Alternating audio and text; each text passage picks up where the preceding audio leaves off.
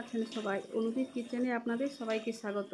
আজকে আমি আরেকটি রেসিপি নিয়ে চলে এসেছি। আজকে বানাবো চিকেন কারি। প্রথমে আমি একটি কড়াই নিয়েছি, তাতে সর্ষের তেল দিয়ে দেব। সর্ষের তেল গরম হয়ে গেছে। এবার আমি কেটে রাখা আলু দিয়ে আলুগুলো ভালো করে ভেজে নেব। আলুগুলো ভাজার সময় নুন ও হলুদ দিয়ে দেব। এতে আলুর ভেতরে নুনও ভালো করে ঢোকে আর আলুর কালারটাও ভালো আসে। আলু খুব ভালো করে ভাজা দরকার নেই, হালকা লাল করে ভেজে আমি আলুগুলো তুলে নেব। ওই তেলের মধ্যে ধুয়ে রাখা চিকেনগুলো দিয়ে দেব, দিয়ে চিকেনগুলো ভালো করে ভেজে নেব। এতে চিকেনের উপরটা ভালো হয়ে ভাজা হয়ে যায়, চিকেনের যে একটা গন্ধ থাকে সেটাও থাকে না, আর চিকেনটা ছিবড়েও হয় না। আর এই তেলের সঙ্গে চিকেনের গন্ধটা খুব ভালোভাবে মিশে যায়। দেখুন, আমি এরকম করে চিকেনগুলো ভেজে নিয়েছি। এবার আমি চিকেনগুলো তুলে নেব।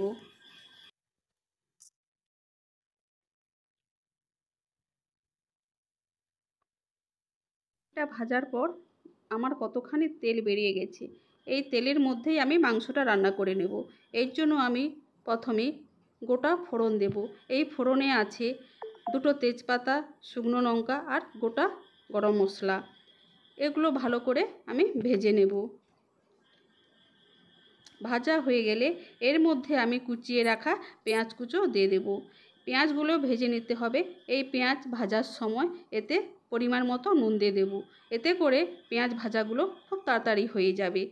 এই পেঁয়াজটা ভাজা হোক, আমি ভাজা মাংসগুলো এই সময় ম্যারিনেট করে নেব। এই ভাজা মাংসে আমি ফেটানো টক দই, হলুদ গুঁড়ো, লঙ্কার গুঁড়ো দিয়ে ভালো করে মাখিয়ে নেব। দেখুন, খুব সুন্দর করে আমার ম্যারিনেট করা হয়ে গেছে।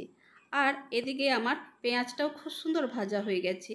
এই সময় আমি এতে আদা ও রসুন করা যে পেস্ট রেখেছি তা দিয়ে দেব। দিয়ে ভালো করে ভেজে নেব যতক্ষণ না আদা রসুন থেকে গন্ধটা ছেড়ে যায়। আদা রসুনের গন্ধ থাকলে রান্নাটা ভালো লাগে না। ভালো করে কষে নেওয়ার পর দেখুন আমি আর গন্ধ নেই। এবার আমি টমেটো বাটা দিয়ে দেব। এইবার মশলাটাকে ভালো করে কষিয়ে নিতে হবে যতক্ষণ না পর্যন্ত তেল বেরোয়। এবার মশলা থেকে দেখুন তেল বেরিয়ে গেছে।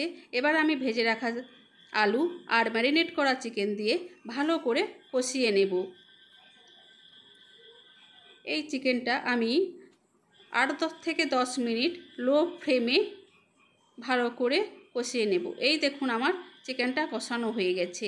এবার আমি পরিমাণ মতো জল দিয়ে দেব। এখানে জল আর বেশি দিতে হবে না, কারণ মাংসটা আমার প্রায় সিদ্ধই হয়ে গেছে। এই জল দেওয়ার পর মাংসটা ফুটে উঠলে এতে আমি 3টে কাঁচা লঙ্কা দিয়ে দেব। তারপর একটু ফুটিয়ে নেব। ফোটানো হয়ে গেলে আমি ভেজে রাখা গরম মশলা দিয়ে দেব। দিয়ে একটু ফুটিয়ে আমি ধনেপাতা দিয়ে ছড়িয়ে দিলেই আমার চিকেন কারি রেডি। দেখুন বন্ধুরা, কত সহজে আমার চিকেন কারিটাই রান্না হয়ে গেছে। আপনারা সহজেই বাড়িতে বানিয়ে নিতে পারবেন খুব অল্প সময়ের মধ্যে।